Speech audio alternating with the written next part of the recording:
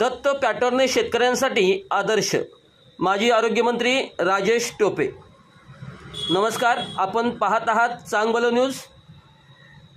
शिरोळ तालुक्यातील श्री दत्त सहकारी साखर कारखान्याने राबवलेली जमीन शारपडमुक्ती प्रकल्पाची माहिती माजी आरोग्यमंत्री आमदार राजेश टोपे यांनी आज कारखाना कार्यस्थळावर घेऊन प्रकल्पस्थळालाही भेट दिली।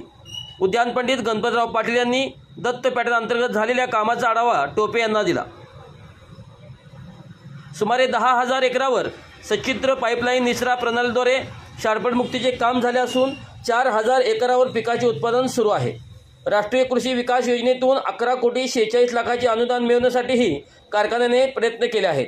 राजेश टोपे यांनी घालवाड प्रकल्पस्थळाला भेट देऊन हा उपक्रम शेतकऱ्यांच्या हिताचा असून उत्पादन क्षमता वाढवण्यासाठी उपयुक्त ठरेल असे सांगत सर्वतोपरी मदतीचे आश्वासन दिले।